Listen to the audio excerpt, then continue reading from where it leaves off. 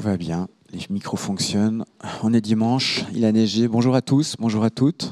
Bienvenue à cette causerie avec Sylvain Tesson. Tout va bien, Sylvain? Bonjour. Dimanche, je vais très bien. Je suis très heureux d'être là. Merci. Vous descendez des montagnes, hein. Vous étiez à Rolla hier soir, cette Ce nuit? matin même. Ce matin. Très tôt. Donc vous étiez dans le blanc le plus total. Et on se retrouve ici à Montrichet pour parler de votre bouquin, mais un peu d'actualité aussi. On va parler de blanc, du ski, on va parler de la montagne, on va parler de la Suisse aussi. Mais je vous présente rapidement, hein, enfin, si c'est encore nécessaire de vous présenter. Vous êtes donc géographe de formation, ce qui nous fait un point commun. Et puis, très jeune, vous avez décidé de partir en voyage, découvrir le monde. C'est la géographie qui vous a poussé à partir justement, cette formation de géographe? Oui, j'ai étudié la géographie quand j'avais, après la sortie de mon baccalauréat, parce que c'était la science la plus littéraire à mes yeux de toutes les sciences exactes, puisque la géographie emprunte à toutes les autres sciences humaines, un peu d'histoire, un peu de géologie, un peu de climatologie, un peu de botanique, un peu de sciences morales et politiques. Et la convocation de toutes ces sciences permet ensuite d'élaborer une lecture sur le paysage, et avec une double lecture, ce que le paysage doit aux grandes forces cosmiques et telluriques, et puis ensuite la petite imprégnation, la petite impression humaine que l'homme a essayé de faire sur le paysage. Alors c'est cela qui m'intéressait, c'est de me rendre compte que grâce à la géographie, j'allais pouvoir trouver une forme de lecture de la prose du monde qui servirait ensuite aux voyageurs pour ne jamais s'ennuyer. Donc là, je répète rapidement, né en 1972, vous avez beaucoup écrit, notamment sur vos voyages. On vous décrit comme écrivain voyageur. Moi, je trouve que c'est un peu réducteur quand même. Vous êtes écrivain, vous êtes voyageur, vous êtes un peu... mais vous êtes surtout écrivain, à vrai dire. Non, mais attendez, l'écrivain voyageur, c'est une commodité de libraire. Parce On que est d'accord. ça permet, si vous voulez, je sais pas s'il y a des, j'imagine qu'il y a des libraires dans la salle, mais ça permet de faire des rangements. Est-ce qu'il y a des libraires dans la salle? Oui, pardon. Ça permet de faire des rangements. Non, d'ailleurs, je voudrais dire un petit mot à ce propos, c'est que moi, j'ai quand même, je suis venu à la littérature par la littérature de voyage. Et j'ouvre une petite parenthèse, si vous me permettez, qui est en forme de remerciement, de gratitude et de salut pour Vera Michalski qui nous accueille ici. Et je suis tellement heureux de découvrir d'abord cet endroit dont j'entends parler depuis si longtemps. Et bizarrement, mon destin aurait dû faire que je devrais ne jamais la quitter, Vera. Et bizarrement, à cause de mon agitation perpétuelle et puis des bizarres linéaments de la vie, on s'est toujours beaucoup croisés, mais sans jamais vraiment avoir le temps de se parler. C'est très étonnant. Alors voilà, je la salue, je la remercie beaucoup. Et je sais ce que précisément la littérature, de voyage ou pas, lui doit. J'ai d'ailleurs, mon premier livre, je l'ai publié aux éditions Phébus, ce qui est un lien tout de même avec elle. Alors, les éditions Phébus, c'est l'un des plus beaux cabinets de curiosité. Et là, comme ça, je réponds précisément à votre question. Les éditions Phébus sont l'un des plus beaux cabinets de curiosité de la littérature de voyage. Maintenant, vous avez raison de poser la question, cette expression est-elle vraiment juste et ajustée? C'est pas sûr, parce qu'après tout, Proust, qui n'est pas du tout considéré comme un écrivain voyageur, réussit à faire avec la promenade de Combray à Méséglise l'une des plus belles pages de randonnée dans les bois. Et puis, à contrario, vous avez des types qui font des voyages absolument extraordinaires, mais qui sont secs, comme des pruneaux lyophilisés, et qui seront incapables de dire la moindre chose. Donc, il n'y a aucun rapport proportionnel entre la distance que l'on accomplit autour du monde et la restitution qu'on est capable de produire. Sinon, ce serait trop facile. Il suffirait de chausser des bottes de 7 lieues, de parcourir la Terre pour donner des textes superbes. Et j'ajoute d'ailleurs, mais ce sera ma conclusion, qu'il y a même un type qui a réfléchi sur le projet, sur le principe, sur le sujet, en précisant que on pouvait très bien écrire des pages superbes sur des livres, sur des pays, en y passant quelques heures. C'est Laurence Durel. Dans le début du Quatuor d'Alexandrie, il explique combien, lui, il lui suffit de partir 2 jours à Alexandrie ou de rester quelques heures à Naples pour tout capter, tout saisir, tout restituer. sans qu'il lui soit nécessaire d'y passer de longs temps et sans avoir besoin d'élaborer un rapport proportionnel entre le temps que l'on passe dans un lieu et toute la saveur du lieu qu'on pourrait, dont on pourrait s'imprégner. Revenons sur le livre votre dernier livre, hein, Blanc, qui est en fait un... C'est pour ça que moi je suis toujours un peu mal à l'aise avec cette expression d'écrivain voyageur, parce qu'en l'occurrence vous êtes... c'est beaucoup plus que ça. C'est ce bouquin, en fait, c'est ce parcours. Hein, c'est durant 4 ans, de 2018 à 2021, entrecoupé notamment aussi par la question du Covid.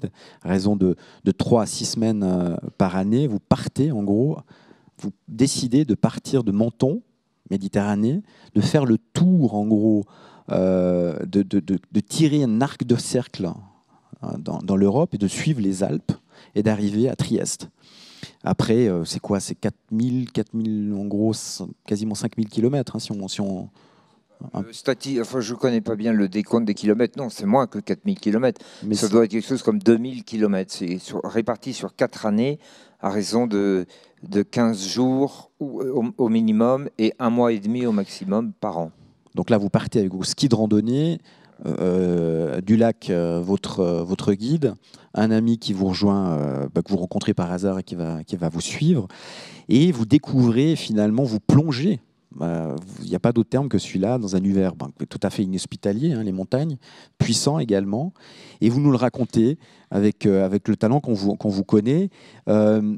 C'est pas la première fois, hein, que vous plongez dans le froid ou dans la neige. Qu'est-ce qui vous attire autant finalement dans cet univers-là, au-delà des Alpes dont on va parler, parce que j'ai envie d'avoir votre avis de géographe là-dessus? Qu'est-ce qui vous attire autant dans le froid et la neige, dans le blanc? Il y a 2 choses. Il y a quelque chose qui est de l'ordre de l'esthétique et puis quelque chose qui est de l'ordre de la spiritualité, si je voulais employer un grand mot un peu cuistre, et que je pourrais plutôt appeler quelque chose qui est de l'ordre existentiel.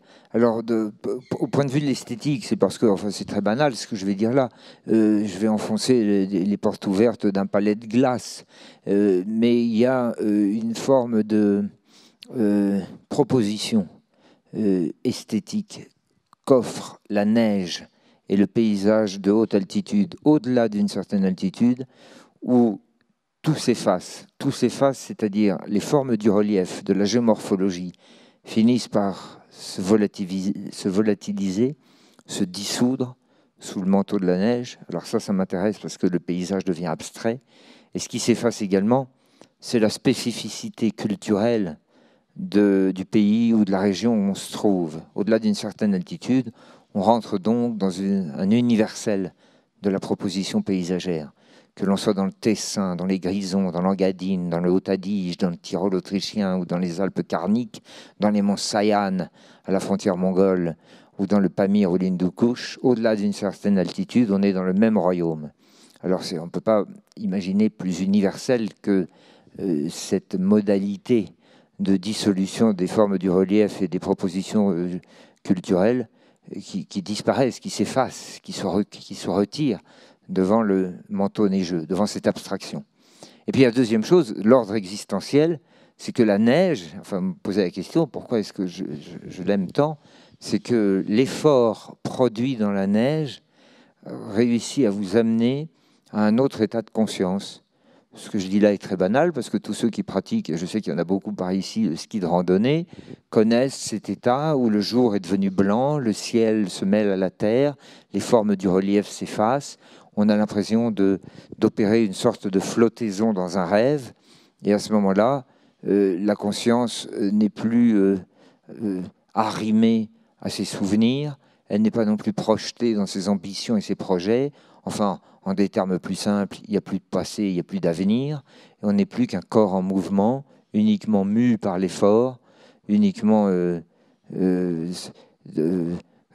consacré à avancer, parce que le mouvement est la survie en montagne, et à ce moment-là, on devient une espèce de mouvement pur, à la fine pointe de l'instant, sans qu'il n'y ait plus rien de l'avenir ni du passé. Et c'est ce moment-là de dissolution de l'être, on peut appeler ça comme ça, que je vais chercher. Enfin, c'est une manière un peu sophistiquée et un peu bien élevée de dire on flotte dans un grand état de débilité abrutie, qui est celle de l'effort très athlétique. Mais on peut appeler ça quand même une dissolution de la conscience d'être. Et c'est ça que je vais chercher.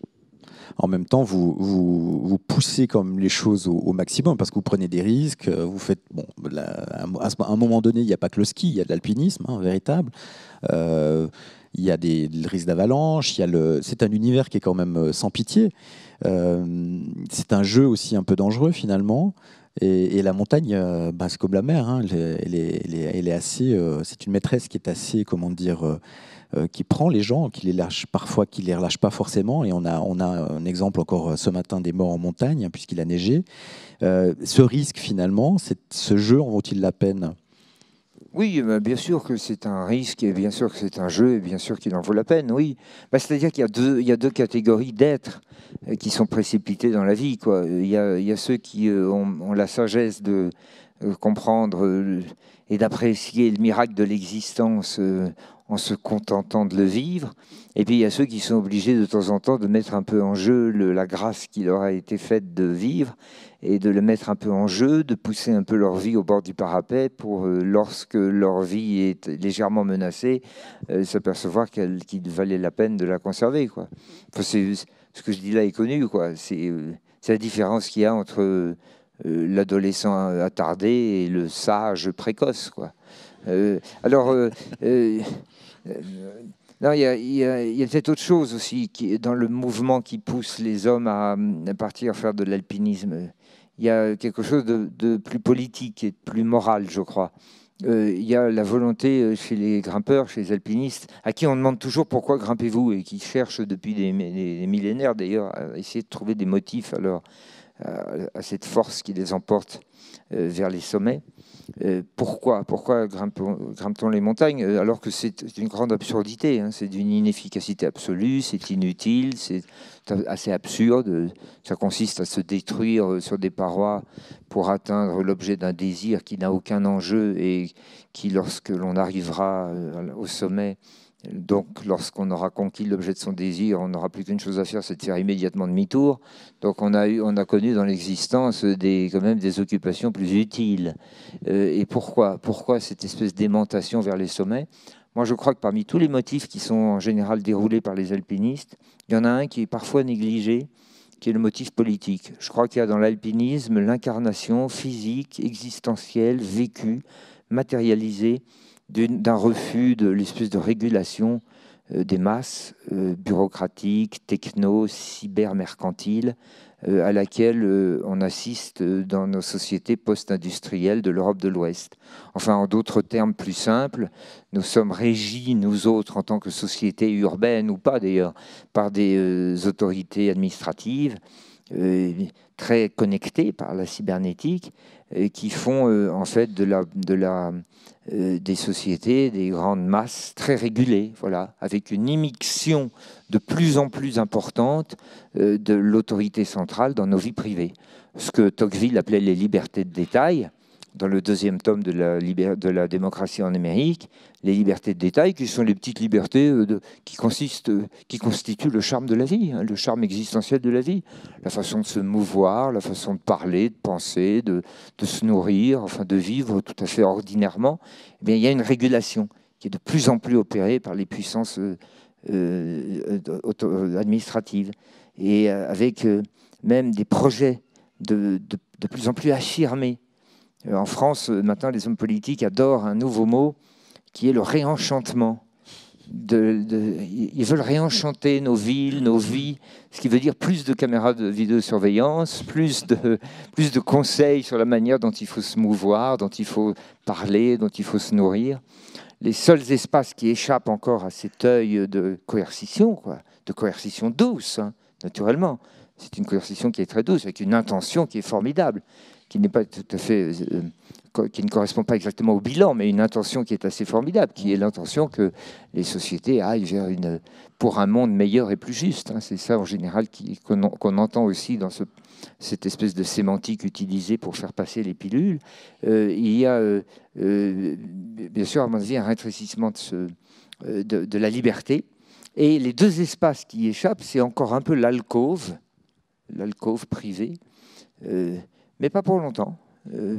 Bientôt, il y aura la caméra de vidéosurveillance au sommet du lit à baldaquin et nous serons sommés d'expliquer pourquoi nous avons utilisé la position 142 du Kama Sutra alors que l'autorité centrale ne nous avait pas permise et que nous n'avions pas rempli la fiche de consentement mutuel. Et le deuxième espace qui nous permet d'échapper à ça, c'est la haute montagne. Voilà, c'est là où je voulais en venir après cette longue digression. Et c'est pour ça que l'alpinisme est une incarnation vivante et politique, une critique vivante et politique de cette espèce de régulation perpétuelle, puisque le grimpeur peut, sans avoir à en référer à personne, aller s'esquinter, tout risquer, voire s'auto-détruire sur les parois, sur les glaciers, en emmenant ses compagnons, même s'il n'est pas compétent, et tout ça dans la joie, la bonne humeur et la liberté totale. Voilà, à mon avis, aussi pourquoi nous partons grimper sur les montagnes. Moi, en vous lisant, j'ai trouvé qu'il y avait presque un acte politique aussi dans votre livre, en rapport avec le temps qu'on a traversé, les 2 ans du Covid, où justement, on parlait là, vous êtes assez ironique sur la question à la fois de l'alcôve, mais aussi de la société, mais on a vécu une période où on était contrôlé, comme le sont les Chinois aujourd'hui. La démocratie a été capable de générer aussi cette situation-là. Et on ne parle pas du débat sur la question du viol en Suisse, où finalement on se demande dans la chambre autre les conseils aux États, si non, c'est plutôt non, c'est non, ou oui, c'est oui, si vous voulez. Donc aujourd'hui, pour savoir si c'est un viol, donc les gens doivent pouvoir dire non ou oui. Et la question est assez passionnante, mais en même temps, ça revient à ce que vous dites. Il faudrait quasiment une caméra dans chaque chambre pour savoir si ce qui se passe est correct ou légal. Mais pour venir sur le livre, vous dites, vous, que le ski de randonnée, c'est la liberté totale. C'est le dernier endroit de liberté, finalement. Et quand vous parlez d'actes politiques, moi j'ai un peu l'impression que le livre, c'est quasiment un manifeste politique. Un manifeste pour la liberté, en disant, en gros, vous arrivez dans les montagnes, vous entendez plus ou moins parler d'un truc qui s'appelle une espèce de grippe, un rhume qui est en train d'enrhumer les vallées. Vous devez arrêter parce que les Italiens vont bloquer les Italiens vont bloquer les accès au pays, mais en même temps, vous auriez pu continuer et rester dans les montagnes sans traverser cette problématique du Covid. Donc, est-ce que le livre, en fin de compte, n'est pas aussi ça, un acte, finalement, un manifeste pour une plus grande liberté pour tous et pour toutes? Oui, pour tous et toutes. Je vois que vous vous sacrifiez d'ailleurs à la sémantique. J'ai pas le choix. Oui, bien sûr. Et celles et ceux aussi qui flottent encore dans les limbes de l'indécision. Parce que non, mais allez jusqu'au bout de vos soucis. Non, mais je peux dire tous. Moi, j'ai pas de soucis. Il y a aussi celles et ceux qui flottent encore dans les limbes de l'indécision, qui n'ont pas encore pris leur décision. Et il faut évidemment les. Je sais bien qu'en Suisse, on est politiquement correct. Enfin, bref, c'est un débat. Oui. Mais allons jusqu'au bout de l'absurdité. Et donc, je suis d'accord avec vous. Toutes et tous, et celles et ceux qui flottent encore dans les limbes de l'indécision. Alors, oui, bien sûr, la liberté sur la montagne. C'est d'ailleurs la liberté sur la montagne. C'est un octosyllabe de. Alors, je ne me souviens pas des 4 premières syllabes, mais c'est la fin d'un alexandrin des orientales de Victor Hugo, La liberté sur la montagne, quand il décrit les insurgés des montagnes de Grèce qui, en 1832, ont conquis leur indépendance en se battant contre la présence ottomane depuis 1492 et qui ont conquis de haute lutte leur indépendance. Et Victor Hugo leur adresse un très beau poème en montrant combien, avec les armes, avec la liberté pour seul guide, ils ont combattu contre les Turcs en se servant de la montagne comme une base de repli. Parce que ça, c'est un thème, moi, qui m'a toujours intéressé, qui a intéressé le géographe que j'étais, éperdument admiratif des cours que me donnaient mes maîtres, comme Yves Lacoste, notamment, qui a été le père de l'école géopolitique française dans les années 60 et 70, qui s'est beaucoup intéressé d'ailleurs au début aux mouvements anticoloniaux dans les années 60, appuyé sur la maison d'édition Maspero et La Découverte, et puis qui peu à peu est venu à des positions finalement prenant davantage en compte l'importance de la réflexion sur les notions de frontières, notamment dans les milieux de montagne. Et il travaillait beaucoup sur la montagne, qui était le repli et le refuge de populations qui luttaient contre des autorités centrales très conquérantes et très coercitives, et qui se repliaient dans les montagnes. On pourrait d'ailleurs tracer comme ça une espèce de géographie et de géomorphologie de la liberté, et qui rassemblerait les Arméniens, les Kurdes, les Berbères, enfin toutes sortes de populations qui sont montées à un moment et qui ont demandé à l'altitude de leur procurer encore, sinon une base arrière, une base de repli, un bastion. On peut parler de la vallée du Panjshir, d'ailleurs, en Afghanistan. Enfin, tout ça est évidemment très universel aussi, et c'est pour ça que probablement il émane de la montagne, à la fois dans nos psychés, mais dans la réalité. Vraiment, il émane l'écho d'un lieu vraiment qui a été fait, qui a été disposé par la géographie pour la liberté. Donc oui, bien sûr, pour répondre à votre question, oui, c'était politique. En même temps, il y a un passage que j'ai adoré dans le livre. Vous arrivez, en gros, vous arrivez à Zermatt, pour la faire simple, et vous avez cette phrase. Donc, en gros, je lis le passage. Au dernier col, le Cervin apparut dans ses proportions définitives. Dieu, entre parenthèses, qui est suisse, avait modelé ce sommet selon le nombre d'or. J'ai adoré ce moment où vous dites que Dieu qui est suisse. Pourquoi Dieu qui est suisse, en fait ? Mais non, mais parce que vous savez... C'était pour vous moquer de nous ou c'était vrai ? C'est pour me moquer de tout le monde, de Dieu et des Suisses. Je ne sais pas d'ailleurs qui le prendra le plus mal.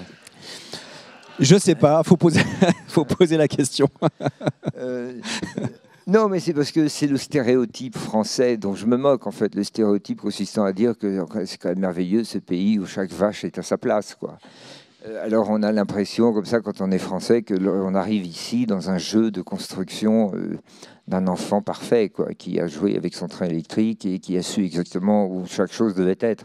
Mais ça, c'est la caricature, c'est le stéréotype. Mais en même temps, le stéréotype, il est toujours... finalement, le stéréotype, c'est la vérité qui est devenue baroque. Mais il y a quand même une vérité dans le stéréotype. Alors, moi, je m'amuse de temps en temps à en jouer, quoi. Mais c'est vrai, cela dit, que quand on arrive à Zermatt, et quand on voit le Cervin, cette pyramide, quoi, qui a l'air d'être le piédestal du buste de Herbert von Karajan, quoi. Ou quand on arrive à Sils Maria et que vous arrivez comme ça avec vos skis de randonnée et très fiers de vous parce que vous venez de faire 15 jours dans la montagne et que vous êtes dépassé par des vieilles dames de 90 ans au brushing parfait qui font du ski de randonnée depuis le 19e siècle avec leurs carrés Hermès qui flottent au vent et qui vont de la maison de Nietzsche au lac de Silverplana, et vous avez l'impression tout à coup d'être une espèce de produit d'une nuit d'amour entre un romanichel et un gitan, et vous êtes étonné, quoi, de voir ce monde parfait, quoi, où même le ciel et même les nuages sont bien coiffés dans le ciel de Sils Maria. Et on comprend que ça ait rendu fou Nietzsche, quoi. Il est arrivé avec sa grosse moustache et son espèce de combat atomique dans son cerveau monstrueux et pathologique, et probablement a-t-il été frappé de la nécessité à un moment d'envoyer son Zarathustra se balancer sur son fil de funambulisme et de faire une clé de bras à la philosophie, quoi. Devant le lac, hein, on voit sa maison à Sils Maria, c'est assez étonnant. Donc voilà pourquoi je m'amuse à dire ça, mais ça n'a évidemment aucun sens. Mais ça, qu'est-ce que vous voulez? C'est l'impunité de l'écrivain qui peut dire n'importe quoi et qui, de toute façon, sera déjà parti vers un autre voyage quand on lira son livre. C'est peut-être ça, en fait, la vraie explication de l'écrivain voyageur. L'écrivain voyageur, c'est celui qui peut dire n'importe quoi et voyager ensuite pour qu'on ne reproche pas à l'écrivain d'avoir été trop voyageur. Enfin, c'est quand même assez mignon de dire que Dieu est suisse. En même temps, vous êtes... Bon, là, je parle plutôt aux géographes. Là, justement, vous observez en vous promenant pendant ces 4 années quand même la géographie, la géomorphologie, bien sûr, la géographie, mais aussi vous traversez des pays différents, des réalités différentes. Vous traversez également une météo, vous traversez des questions aussi autour du climat qui se posent de plus en plus. Quel est le regard que vous posez sur les Alpes aujourd'hui, après ces 4 années de traversée ? alors qu'on parle de changements globaux, on voit que des parties de montagne s'effondrent à cause du permafrost de la température finalement qui remonte et qui dégèle des parties de roches qui étaient tenues par le gel. Enfin, quel est le regard du géographe justement, plus que là de l'écrivain voyageur? Mais sur quoi? Sur les Alpes ou sur les Alpes et l'évolution climatique? des Alpes. L'évolution des Alpes. Non, alors c'est deux questions très différentes. Sur les Alpes, c'est une question d'ailleurs qui est beaucoup trop ouverte. Que dire? Le regard que je pourrais porter sur les Alpes, enfin, de quoi parle-t-on? Non, est-ce qu'il y a un espace commun justement? Parce que souvent on nous dit les Alpes c'est très différent, mais en fin de compte il y a une gastronomie commune, il y a plein d'éléments communs autour des Alpes, que ce soit de la France jusqu'à la Slovénie en réalité. Je ne sais pas si vous avez constaté ça. Et après sur la question aussi du changement climatique qui oblige aussi à des changements aussi d'habitude en tant qu'alpiniste. Mais non, ce sont des questions qui sont beaucoup trop importantes pour mes capacités à y répondre. Moi, je n'ai pas ni la profondeur psychique, ni la surface intellectuelle pour répondre à des questions pareilles. Ce que je peux dire, c'est ce que j'évoquais tout à l'heure, c'est-à-dire que je crois qu'il y a une communauté esthétique de substance du blanc, quelle que soit en fonction de l'altitude, quand tout à coup on arrive dans cette modalité paysagère, et qui finit par effacer toutes les spécificités. Ça, je l'ai déjà dit. Après, l'idée de l'unité à laquelle on veut absolument se raccrocher, parce que c'est vrai que les discours des sciences morales et politiques aiment bien essayer de trouver des unités qui dépassent les distances géographiques. Oui, ben, c'est évident qu'il y a un étagement qui détermine des modes de vie qui finissent par se ressembler selon qu'on soit un éleveur de Slovénie à 2000 mètres d'altitude ou du Tessin ou de l'Ubaye ou du Keras. Bien sûr, la vie répond à des organisations qui peuvent se ressembler, quoi. C'était la phrase de Walter Bonatti, le célèbre alpiniste italien qui avait arrêté l'alpinisme de très haut niveau à 36 ans après l'escalade de la face nord du Cervin et qui avait voué sa vie à l'exploration et à l'écriture de livres de voyage, précisément, et qui disait qu'il se reconnaissait davantage chez un éleveur sibérien ou mongol du Gorno-Altaï, à 2000 mètres d'altitude, que d'un habitant de Milan dans la vallée, quoi. Donc on peut tout à fait imaginer qu'il y a une universalité ethnologique, ethnographique déterminée par l'altitude. Ça me semble assez évident et on ne s'aventure pas trop dans l'erreur en disant des choses comme ça. Après, géographiquement, il y a eu une autre chose intéressante, parce que votre question, elle a obsédé les Habsbourg, qui ont été à un moment le maître des Alpes quand même. L'Empire austro-hongrois, à un certain moment de l'histoire, était une impossibilité qui a pourtant été rendue possible, ce qui est une sorte de définition de tout principe impérial, quoi. Un empire, qu'est-ce que c'est? C'est quelque chose qui ne devrait pas être et qui est. Parce qu'il y a une sorte de rapiessage d'un manteau d'arlequin et d'une mosaïque tout à fait chatoyante et dont chaque parcelle est parfois contradictoire de l'autre, mais qui réussissent à se côtoyer, à se cimenter et à tenir, parce qu'il y a un principe unitaire magnifique, qui souvent peut être un principe spirituel, linguistique, culturel, souvent aidé aussi par la coercition militaire, je vous l'accorde, mais enfin ça marche souvent les empires, avec d'ailleurs des frontières qui sont très floues, parce que la frontière n'est pas marquée comme dans les États-nations, ce sont des confins qui finissent par se diluer dans l'immensité, sur la bordure orientale, sur la bordure septentrionale, sur la bordure australe ou occidentale. D'ailleurs on parle de bordure, et on parle d'axes cardinaux plutôt que de frontières naturelles. Alors l'empire des Habsbourg était traversé par la question que vous posez, quelle est l'unité de ces Alpes?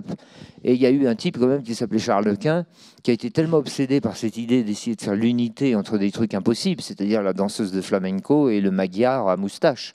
Et comment faire pour dire qu'ils appartiennent au même empire?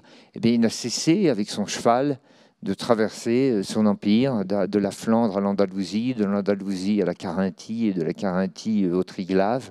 Et il a essayé de rabouter les pièces du manteau d'Arlequin. Et moi, j'ai beaucoup aimé j'ai beaucoup pensé moi, à l'histoire de Charles Quint, parce que c'était une politique de mouvement qui tentait de créer l'unité de ce qui était disparate. Alors voilà, on peut dire que les Alpes sont un peu peut-être une émanation de ce vieil écho tout à fait oublié de l'Empire austro-hongrois qui a été un principe d'obsession de l'unité. Voilà, alors après sur la question du réchauffement climatique, moi je peux dire que des choses extrêmement banales. Enfin voilà, je constate comme tout le monde que ça fond. Je suis triste que ça fonde, parce que comme je suis plutôt conservateur, moi j'aime bien ce qui reste. C'est pour ça que j'aime la géologie, moi. Moi, les choses qui ont pas 600 millions d'années, ben, je trouve ça un peu trop moderne. Alors évidemment, moi je suis plus du côté d'une ammonite, du précambrien inférieur si possible, plutôt que d'une espèce de start-upper qui me promet que le salut de l'humanité passera par les innovations. Je préfère ce qui tient que ce qui n'est pas encore advenu. Je préfère ce qui est enraciné que ce qui bouge. Donc je suis plus du côté du socle granitique que du glissement de terrain. Moi, je n'ai jamais pensé que les avalanches dans lesquelles il faut circuler étaient une proposition politique pour l'humanité. Donc en cela, je ne crois pas beaucoup aux espérances presque dogmatiques de l'innovation perpétuelle, du changement permanent et de l'espoir que l'on met dans les chimères messianiques, qu'elles soient théologiques, politiques ou technologiques, quoi, surtout technologiques.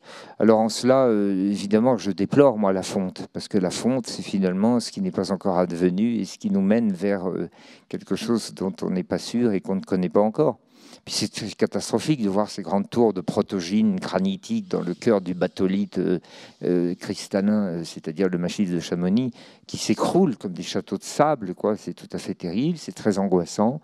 Et la seule proposition que je fais, mais n'est pas du tout une proposition de militant, parce que moi je ne suis pas un militant, c'est-à-dire je ne fais pas des systèmes, je ne crée pas des manifestes, je n'essaye pas de mener des équipes qui seraient gouvernées par des discours et des propositions. Je ne fais pas l'apologie dogmatique de manifestes pour le salut de l'humanité en vue de la conquête du pouvoir.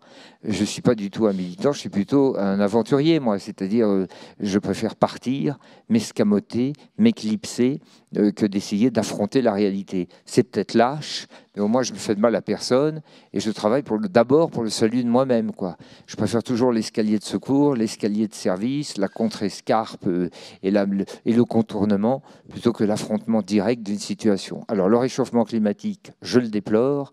J'ajoute à la grande fonte des glaces mes propres larmes, mais je préfère essayer d'aller reconnaître, saluer et célébrer les derniers arpents de la beauté plutôt que d'apporter mon sanglot de plus à la grande déploration générale. Et j'ajoute une chose, c'est que si jamais quand même il faut à un moment participer à la tentative non pas de changer les comportements, mais à la tentative d'essayer d'apporter sa voix aux solutions que l'humanité essaye de trouver pour tous ces problèmes de dérèglement climatique, moi j'essaye modestement de contribuer à apporter une voix qui me semble très sourde et qu'on n'entend presque pas, et qui est la voix de la célébration de la beauté de la nature. Parce que les écologistes politiques, qui encore une fois sont davantage mus, à mon avis, par la conquête du pouvoir que par la défense de la nature, oublient souvent ne serait-ce que d'employer ce mot de nature et de beauté. C'est quelque chose qui m'a toujours beaucoup frappé. Le discours de l'écologie politique est souvent un discours technologique, technique, qui parle des statistiques, des stocks, des ressources, de la captation des hommes, de la nécessité de conserver les stocks naturels pour la progression et le salut de l'humanité. Et il n'y a jamais le discours virgilien, c'est-à-dire le discours poétique, le simple discours du berger, du montagnard, du marin devant les beautés de la nature.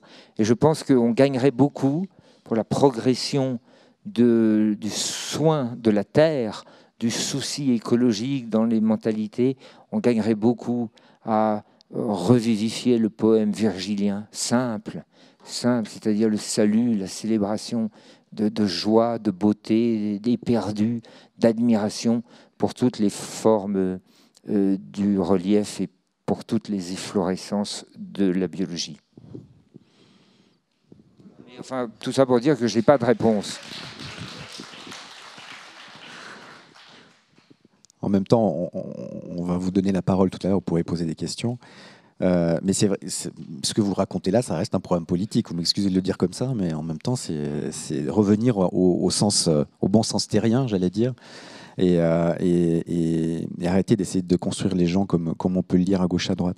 Enfin, en même temps, vous aimez, vous avez écrit, je ne sais plus où vous l'aviez dit, mais vous avez aimé errer dans la pureté. Et là, j'ai quand même l'espace urbain, l'espace est donc constructuré, mais l'espace alpin l'est aussi. Et quand vous dites errer dans la pureté, on reste quand même dans un espace qui est maîtrisé par l'homme, même si dans le même temps, on a une forme d'altitude qui permet quand même une certaine liberté, on a quand même un espace qui est contrôlé par l'homme, où il y a des remontées mécaniques, où il y a des stations, vous croisez des gens quand même. Et quand vous errez dans cette pureté, qu'est-ce que vous entendez par le mot pureté, justement? Non, mais attendez, la haute route, celle que nous visions, Oui. alors évidemment, sur toute la durée de notre raid à ski avec Daniel Dulac, le guide de haute montagne, nous n'avons pas sacrifié à notre désir, évidemment, mais l'intention était précisément d'être dans un espace au-dessus de l'aménagement. D'accord. C'est l'espace de la haute route, c'est-à-dire alors on est au-dessus de la frange glaciaire, mais on est au-dessus normalement de la dernière remontée mécanique. C'est ça une haute route, et ça consiste à traverser les Alpes, bien entendu, en redescendant parfois dans le chaudron pour se ravitailler, et puis parce que de temps en temps c'est agréable de dormir dans un bon lit dans une station de ski. Mais le principe d'une haute route, c'est précisément de se situer dans cet interstice entre les dernières estives, quoi, ou les dernières remontées mécaniques, et puis les sommets. Il y a un interstice qu'on pourrait appeler, je sais pas, un confin, quoi, un confin d'altitude, quoi, qui est comme une tranche dans laquelle on essayait de circuler. C'est ça que j'appelle la pureté. Et c'est aussi un moment où la neige, puisque vous me parliez tout à l'heure de la question du blanc, quoi. C'est le moment où le blanc, parfois, quand il fait très beau notamment, cesse d'être cette substance dans laquelle vous vous absorbez, dans laquelle vous vous diluez et dans laquelle tout finit par se dilater et se vaporiser, et redevient l'élément sur le plan euclidien, le manteau, quoi, le manteau tout blanc, l'aplat. Et à ce moment-là, moi, c'est une chose que j'ai remarqué, la neige fonctionne psychiquement, intérieurement, spirituellement même, comme un écran. Et vous faites votre effort dans tous ceux qui ont traversé des plateaux, des grands vallons, ou des grandes combes sous un ciel très bleu, dans un paysage presque abstrait, de formes comme ça, extrêmement pures, connaissent cet état où on fait un effort, on est un peu au-delà de soi-même, on est un peu au-delà de la fatigue, on continue à avancer. Et à ce moment-là, la neige devient un écran total. C'est d'ailleurs un slogan de vendeur de crème, quoi. Ça devient un écran total sur lequel va se projeter des images intérieures, quoi. Et ça, c'est merveilleux. La neige est à la fois une substance, mais est aussi un écran. Et les images qui se reflètent viennent des tréfonds de la mémoire. Vous pensiez parfois même les avoir oubliés, et vous ne savez pas pourquoi, de manière insoupçonnée, il y a l'affleurement d'une vision, d'une image, d'un souvenir. Parfois, ça peut être une note de musique, comme la petite sonate de Vinteuil, dans la fin d'un Amour de Swann. Parfois, c'est un alexandrin, parfois, c'est un visage que vous avez aimé, qui a disparu. Parfois, c'est un moment douloureux, parfois, c'est juste une vision, un paysage dont vous vous souveniez absolument plus et dont vous ignoriez que vous le conteniez dans les tréfonds de votre mémoire ou de votre imagination parfois, et qu'un jour il apparaîtrait. Et je crois que la neige est un endroit très propice pour le genre d'apparition de ces moments hypnagogiques, disent les psychiatres. Les images hypnagogiques, c'est celles qui naissent au moment de l'endormissement. Dans ces quelques secondes que nous connaissons tous, parce que parfois on est réveillé, mais il y a quelques secondes où on n'est pas tout à fait encore dans le sommeil, mais on n'est plus tellement dans l'état de veille. C'est le moment de l'endormissement, quoi, et où on a des rêves, des qualités de rêve très bizarres. Eh bien, ça peut arriver dans la montagne, et à ce moment-là, la neige n'est plus une substance, mais elle est une surface. Et c'est là que vous écrivez, alors que je suis dans les Alpes, j'ai l'impression de glisser sur Dieu, quoi. De glisser sur Dieu. Vous écrivez ça à un moment donné? Sur Dieu? Ah bon, bah, je suis complètement idiot de dire ça, mais enfin, Non, non. heureusement qu'on ne se relie pas. Non, quoi. sur Dieu. Voilà, mais je sais pas, si vous avez des questions, on va passer à la partie questions. Il y a un petit quart d'heure là pour les... Moi j'en ai encore plein, c'est pas la question, mais oui madame.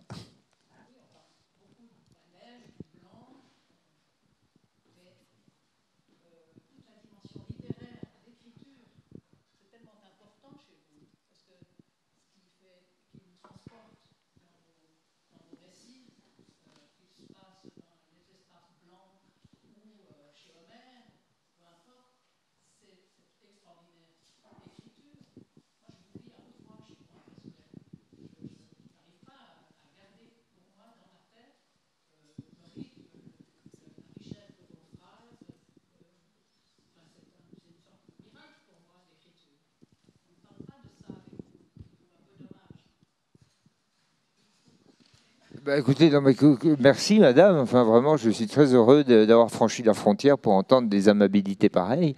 Alors, je vous remercie. Mais enfin, je peux pas. Que voulez-vous que je vous dise, à part peut-être vous contredire par souci de modestie, mais enfin, merci de dire ce que vous dites. Non, mais vous avez raison. Oui, la littérature, pour moi, est comme un accompagnement permanent. Alors, je sais qu'il y a parfois, j'entends beaucoup ça, notamment de mon côté, c'est-à-dire en France, une espèce de critique, parfois motivée par une forme de contentement individualiste ou d'arrogance personnelle.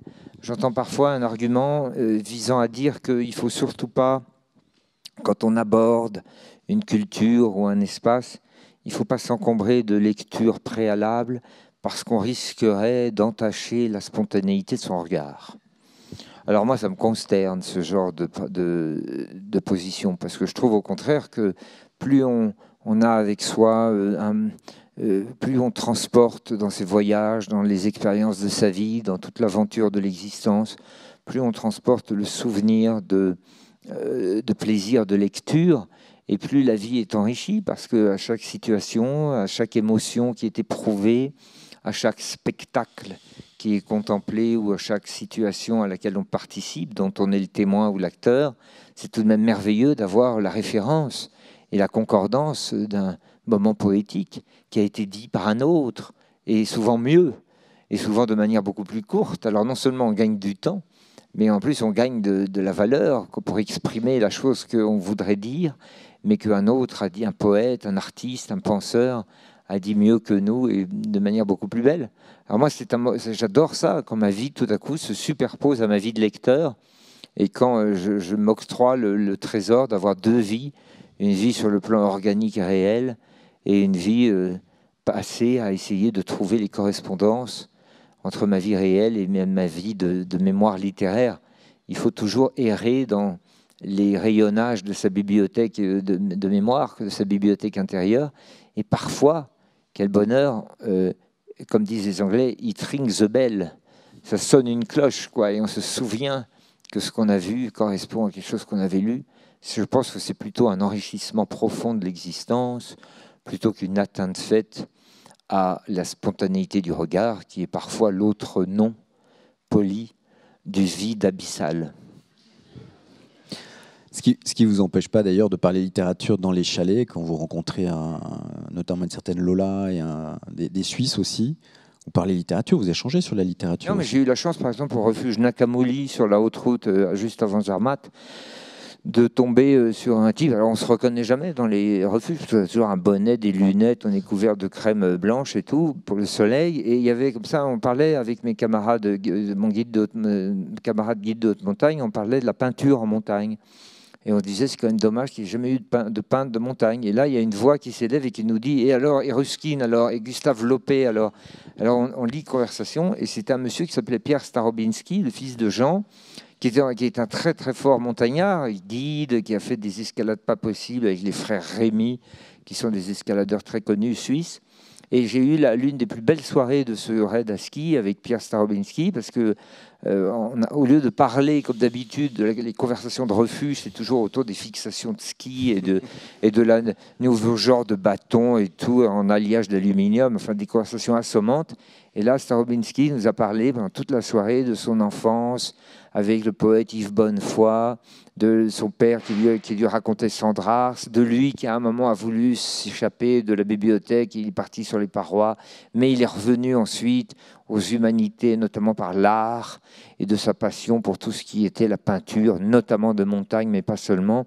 Et c'était merveilleux de rencontrer quelqu'un qui appartient à une race assez rare, et qui est ces espèces d'hommes qui font correspondre la plume, le muscle et la plume, quoi, et non pas le masque et la plume, le muscle et la plume, c'est-à-dire les arts et puis le sport, quoi. Moi, j'adore ça. C'est merveilleux de voir quelqu'un qui se déploie très bien dans l'ordre de l'esprit et dans l'ordre de l'action, dans l'ordre de la sensibilité et dans l'ordre de la performance sportive. Et bien, Starobinsky, Pierre, c'était vraiment cela et ça a été pour moi un très beau moment. D'habitude, c'est souvent les anglo-saxons qui sont comme ça parce qu'ils sont moins coupés, ils sont moins cartésiens que les Français. Il n'y a pas eu cette coupure, ce platonicisme mal compris qui a rompu entre la dimension physique de l'homme et sa dimension spirituelle.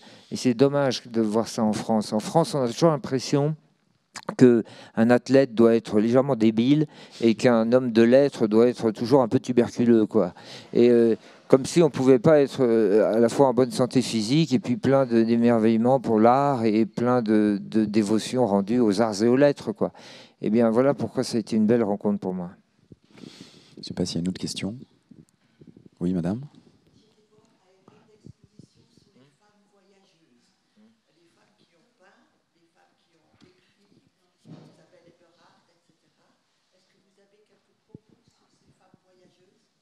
Mais figurez-vous que les propos, je les tiens depuis tout à l'heure, parce que moi, quand je dis homme, dans la langue française, dans la francophonie, il y a eu un usage masculin pour le neutre. Alors peut-être que ça va changer. Moi, je vais vous dire même. C'est pour ça que je ne dis pas toutes et tous, moi, parce que on parle de l'usage du masculin pour le neutre. Et moi, je milite, mais je ne suis pas entendu. Mais je pense que je suis le seul. Si jamais ça pose un problème, moi, je suis pour qu'on féminise le neutre. Ça me dérangerait moins que cette espèce de tripatouillage inclusif ou du tous et toutes. J'ai l'impression d'être je sais pas, au conseil d'administration du parti du président Macron. Quand j'entends tous et toutes, je trouve qu'il faudrait mieux dire si on veut régler ce problème du sentiment d'inégalité, il faut dire toutes pour parler des hommes et des femmes. Moi, ça me gênerait moins qu'on féminise le neutre plutôt qu'on fasse cette espèce de complication d'essayer de mettre tout le monde dans la même phrase. Donc, vous avez l'impression que je ne réponds pas à votre question, mais en fait, j'y réponds. Quand je disais les hommes qui n'allient pas le mariage du muscle et de la sensibilité, je parlais évidemment des hommes et des femmes. Je parlais des hommes avec un petit h, c'est-à-dire des êtres humains. Voilà, je rappelle donc que c'est en français le masculin qui commande le neutre. Peut-être faut-il le déplorer. J'aurais dû dire les hommes et les femmes, qui toutes et tous sont parfois écrivains ou écrivaines. Et j'aurais dû, avant de commencer, dire bonjour à tous et toutes, français, françaises, anglais, anglaises, américains, américaines, belges, belges. Alors, maintenant, pour répondre plus précisément à votre question, Ella Maillard, Alexandra David-Nel, Isabelle Eberhardt, Viviane de Watteville, Freya Stark, la merveilleuse Freya Stark qui a été cette voyageuse tellement courageuse dans le désert de Syrie, dans l'Arabie, au Yémen. Bien entendu, toutes ces femmes, je les ai lues, mais je dois vous dire, peut-être à votre grand dépit, ce n'est pas une question qui m'intéresse, c'est-à-dire, je ne les lis pas parce que ce sont des femmes, je les lis parce que ce sont des très bons écrivains. Et je m'en fous de savoir que l'une est une femme, que l'autre a le pied beau, ou un bec de lièvre, ou qu'elle appartient à je ne sais pas quelle minorité d'une vallée qui s'est sentie déconsidérée dans l'histoire de l'humanité. J'ai raté ce train-là. Et je n'arrive pas à associer mes goûts, mes admirations profondes. Par exemple, Viviane de Watteville était une femme que j'aime beaucoup parce qu'elle faisait des voyages en conservant cette espèce de chic victorien jusque dans les pires endroits de la savane. Elle voyageait avec ses tasses de thé et son gramophone en pleine savane. Elle avait écrit un livre qui s'appelait « Un thé chez les éléphants », qui était un livre merveilleux. Quant à Karen Blixen, moi je la tiens pour un des plus grands écrivains voyageurs du XXe siècle. La ferme africaine est un monument, avec en plus de ça une profondeur philosophique incroyable sur la nécessité de fonder la réussite de son existence sur le choix de l'emplacement géographique où on va la vivre. Quand elle décrit le Ngong, qui est la montagne au pied duquel elle vit, elle dit « J'étais là où je me devais d'être ». C'est une phrase très belle à portée hegelienne qui fonde toute l'identité de l'être dans l'endroit où il se trouve et où il s'enracine. Donc oui, bien sûr, moi je suis tout à fait fasciné par toutes ces théories de femmes écrivains. Mais c'est vrai, vous avez raison, je n'en parle pas spécifiquement parce que je suis étranger à cette idée qu'il faille précisément assigner aux uns ou aux autres leur sexe, leur race, leur religion, en les distinguant, quoi. Moi, je crois que le seul critère de distinction, c'est le talent ou l'absence de talent. Je ne sais pas si vous avez une autre question. Alors, je précise une question, mais neutre. Hein. Faire attention. D'accord. Oui, allez-y. Alors, bonjour, merci déjà pour tout ce que vous nous avez apporté aujourd'hui. Vous parliez avant de la spontanéité du regard et de l'association, un tout petit peu plus tard, association ou dissociation de la plume et du muscle. En lisant votre livre, je me suis toujours tout le long demandé comment c'était pour vous l'écriture d'un tel livre, car bien sûr, en gravissant une montagne à ski, vous avez des pensées qui arrivent, mais vous ne pouvez pas prendre de notes, contrairement au bord du lac Baïkal, où vous pouvez directement prendre des notes. Comment vous vivez ces différences de voyage et d'écriture ? Mais il se trouve que moi, j'écris mes livres à partir des notes que je prends dans mes carnets. Je les prends quotidiennement, même quand je ne voyage pas. Je tiens mon journal intime, comme beaucoup d'entre nous. Et pendant le raid à ski, j'écrivais tous les soirs dans les refuges, sauf les quelques fois où nous étions dans des cabanes de haute altitude et où c'était trop difficile, où il faisait trop froid, donc je ne pouvais pas écrire. Et dans ce cas-là, je rattrapais les quelques jours de retard. Mais effectivement, c'était embêtant parce que parfois, il y a des impressions qui deviennent une formulation et qu'il faudrait noter tout de suite et que la mémoire oublie. Mais enfin, j'arrivais quand même à tenir le greffe, comme au tribunal, le greffe quasi quotidien de ce raid à ski. Et ensuite, vous me demandez finalement la technique du laboratoire d'écriture. Mais ensuite, assez banalement, moi, je recompose un livre à partir des notes que j'ai déjà prises. Mais en revanche, j'imagine très peu et je me souviens assez mal. Donc j'ai besoin de ces notes. Ça serait une catastrophe pour moi de perdre ces notes de voyage. Je n'appartiens pas du tout, moi, aux écrivains de l'imagination. Je suis incapable, moi, d'imaginer des mondes, d'imaginer des histoires, même d'imaginer des êtres. Je suis tout à fait fasciné, moi, par mes confrères ou mes camarades qui sont des romanciers et qui me disent, d'ailleurs, parfois, ils poussent comme ça le génie imaginatif jusqu'à me dire que parfois, leur personnage leur échappe. Et alors, leur plume doit courir après les péripéties qui se créent sans même qu'ils veuillent le susciter. Je suis extrêmement admiratif. Moi, personne ne m'a jamais échappé, quoi. J'aurais aimé, ça m'éviterait de traverser les Alpes à ski, quoi. Je m'assierais tranquillement, confortablement, comme ça, et puis je laisserais courir ma plume et le roman s'écrirait tout seul. Mais non, je suis obligé de suivre comme un petit chien mon guide de montagne, Daniel Dulac, qui m'emmène de Nice à Trieste pour avoir quelque chose à dire. Voilà, j'ai besoin d'aller voir pour pouvoir commencer à dire.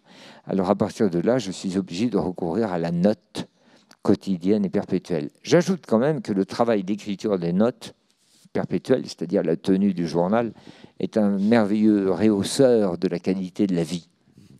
Parce que lorsque vous donnez pour discipline et pour obligation, et non pas pour corvée, le soin d'écrire tous les jours ce que vous avez vécu pendant la journée, eh bien, par une espèce de mécanique, de phénomène, vous vous mettez, moi je me suis aperçu de ça à partir du moment où j'ai eu 20 ans et où j'ai commencé à faire cet exercice, eh bien vous vous mettez à mieux vivre, avec beaucoup plus d'attention, en tenant votre âme en haleine, comme dit Montaigne au début de ses essais, parce que vous savez que vous avez le rendez-vous le soir avec la page blanche et qu'il faudra bien à un moment l'alimenter, donc vous laissez avec beaucoup moins de désinvolture et de nonchalance se passer les événements de votre vie, puisqu'il faut que le soir, vous leur rendiez un hommage en les décrivant.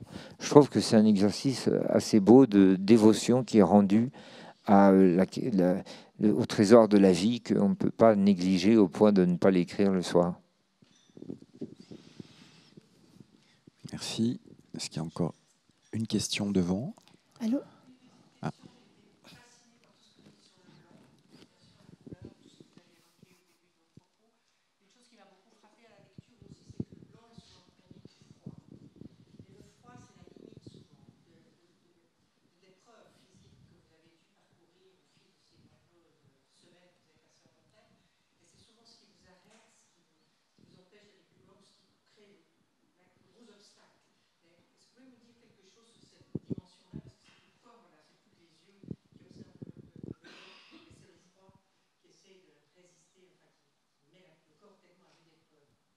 Oui, alors sur le froid, j'avais jamais tellement réfléchi à la question. Je m'étais pas tellement rendu compte que j'en faisais si grand cas dans mon livre, car comme vous venez de dire, c'est plutôt le blanc comme substance et comme reflet qui m'intéressait. Le froid, enfin, c'est la grande. Finalement, on pourrait dire que c'est la grande banalité de la montagne. Le froid, on peut quand même s'en prémunir beaucoup mieux que les grandes chaleurs. Parfois, il devient un peu trop coupant et il devient incapacitant, c'est vrai, mais assez souvent. On oppose au froid le mouvement. Moi, j'ai toujours été du côté de ceux qui pensaient que le mouvement résolvait tout. J'ai toujours aimé le mouvement comme réponse à toute adversité. Et bien même le problème du froid se résout par le mouvement. Et c'est d'ailleurs quelque chose qui est très beau dans l'alpinisme. C'est tant qu'on avance, on est plus ou moins en sécurité, quoi. À ce moment-là, le mouvement devient non seulement un moyen de s'en sortir, mais devient la nature même de la vie, quoi. Alors le froid, oui, nous a pas vraiment fait rebrousser chemin. Quand on rebrousse chemin, ce qui n'est pas arrivé souvent, mais un peu, c'était vraiment les avalanches, quoi. On est parti dans 3 coulées. Moi, une fois, et le guide de haute montagne 2 fois, dont une où il a été enseveli, mais la corde a tenu et l'avalanche n'a été qu'une gifle et qu'il a un peu décoiffé. Mais c'était ça qui nous faisait rebrousser chemin dans le chalet. Non, la dimension du froid, là où elle est intéressante, c'est peut-être psychanalytiquement. Parce qu'il y a dans l'alternance qu'on vit dans un raid à ski, tous ceux qui pratiquent cette activité connaissent cette alternance, il y a un grand plaisir de passer de l'épreuve de la journée, l'épreuve physique, à la chaleur incroyablement fétale du refuge, où tout à coup, tout est réduit aux simples nécessités d'avoir chaud et de faire chauffer du thé devant une flamme. C'est une sorte de jouissance absolue. Ça peut d'ailleurs être le changement en soi de la définition du luxe, où le luxe, ce n'est plus une espèce de surenchère de sophistication, mais devient en fait la cessation de la souffrance et la simple cessation de la douleur, même avec des choses extrêmement simples, comme la tasse de thé et la chaleur. Et puis après, on revient dans le froid. Et à ce moment-là, on a l'impression que c'est un accouchement, quoi, dans la dureté de la vie. C'est d'ailleurs quelque chose qui a été très bien formulé par quelqu'un qui n'est vraiment tout sauf alpiniste, qui est Sartre, dans les interventions, où il décrit la nécessité parfois dans sa vie de partir vers le grand large en sortant de la moiteur gastrique de la sécurité. Eh bien, la moiteur gastrique, c'est le refuge, quoi. Il y a quelque chose du terrain dans le refuge. Et quand on ouvre la porte, on est expulsé dans la neige, on a l'impression d'être un nourrisson à qui on n'a rien demandé et qui se retrouve dans l'existence, quoi. Alors à ce moment-là, le froid devient cette réalité du monde que vous affrontez encore pour toute la journée, et vous regardez le refuge avec l'œil d'une vache éplorée qui vient de quitter son étable et qui aimerait y retourner parce qu'elle aurait la chaleur de la paille, et vous devez retourner dans la froidure. Moi, j'ai souvent éprouvé ça, mais j'aimais en même temps cette alternance parce que c'est ça qui fait le sel de la vie, quoi. Si on vivait toute sa vie dans la moiteur gastrique, ben on deviendrait une amibe, 30 millions d'amibes. On a le temps pour une dernière question avant de passer à la phase signature. Attendez. Moi, j'ai juste 2 remarques. Si je devais résumer votre livre, je dirais blanc, chaleur et liberté. Maintenant, j'ai une question. J'aimerais que vous me parliez un peu de votre relation avec Dulac. Je sais qu'il est un ami, mais moi, en lisant votre livre, je me disais, mais punaise, ils sont courageux de partir dans la tempête. Et Dulac, il disait chaque fois, on y va. Racontez-moi un peu votre parcours avec lui, quoi. Vous ne vous êtes jamais engueulé? Votre... Est-ce que vous êtes engueulé avec Dulac? Ah oui. Oui, alors Daniel Dulac est mon ami guide de haute montagne et c'est un camarade depuis une vingtaine d'années. Il est un guide de haute montagne très réputé. Il a été vainqueur de la Coupe du Monde d'escalade dans les années 2003, 2004, 2005. Il se partageait avec les frères Petit les podiums des Coupes du Monde, escalade de bloc, escalade de difficulté, cascade de glace. Il a ouvert beaucoup de voies extrêmes de haut niveau, libéré un certain nombre de voies en 8e degré qui n'avaient pas encore été libérées en escalade libre. Enfin bref, c'est très compétent. Et alors moi, qui suis un alpiniste très éperdument amoureux de la montagne, mais très amateur et donc très médiocre, moi, mon seul talent, c'est que je sais très bien m'entourer. Et comme ça, je pallie mes défections par un grand sens de la délégation. du pouvoir que je n'ai pas. Donc en général, si vous voulez, Dulac, c'est la projection hors de moi-même des compétences que je n'ai pas et du courage que j'ai pas. Alors moi, je n'ai fait finalement que suivre sa trace. C'est lui qui a tracé l'itinéraire de Menton à Trieste, et moi j'étais derrière. Or, nous avons vécu 2 voyages différents, car le guide de haute montagne, lui, il a la charge, il lui incombe toutes les charges, celle de circuler, celle de ne pas faire partir la montagne, celle de ramener son équipe le soir au refuge, celle de trouver sa voie avec le moins d'efforts possible, mais dans les endroits les plus aériens. Et moi, je ne faisais que suivre le mouvement, et c'est ça qui me permettait de bagnauder dans des rêveries légèrement bachelardiennes, quoi. Mais vous ne pouvez pas jouer à Bachelard en pensant aux rêveries, de la volonté, du minéral et de la psychanalyse de l'eau et du feu, si vous êtes en train d'ouvrir la trace.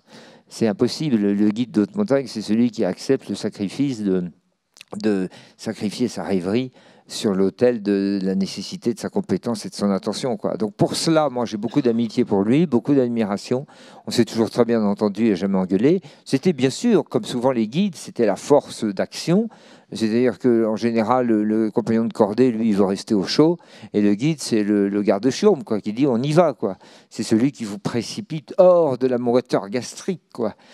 C'est le cocher de l'amibe, le guide de haute montagne. Et voilà, moi, je l'ai beaucoup aimé. Et alors, si je peux me permettre, peut-être ça pourrait être une forme de conclusion, mais ça a été pour moi un grand bonheur d'avoir Daniel Dulac comme guide de haute montagne et d'avoir comme 3e larron de notre cordée pendant ces 4 années d'élongation à travers les Alpes, d'avoir un autre garçon qui s'appelait Philippe Rémoville et qui, lui, était tout à fait différent de Dulac parce que c'était un consultant d'un grand cabinet de financiers. On n'a jamais très bien compris avec Dulac ce qu'il faisait parce qu'on ne comprend pas très bien les métiers de grandes personnes, mais apparemment, c'était de la finance. C'était un cabinet qui s'appelle BCG. Il paraît que c'était très connu. Moi, je n'avais jamais entendu parler.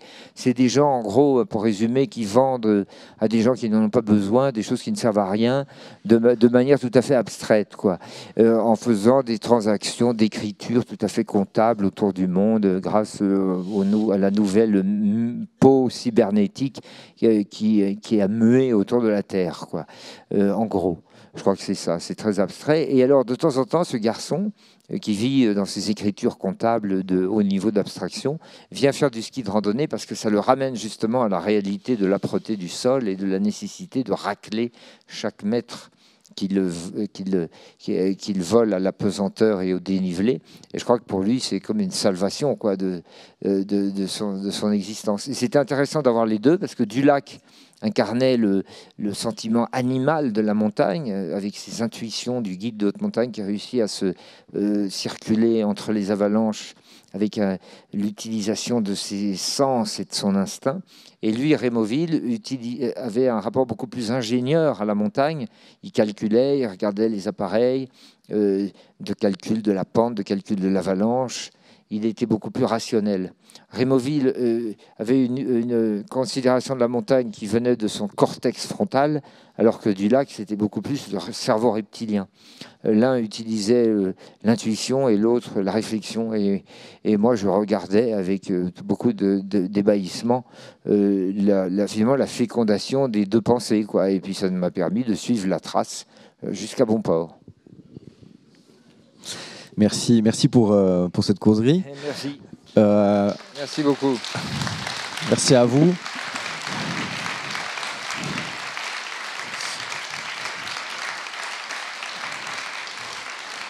Alors, on va être très innovants, donc merci à vous toutes. Voilà.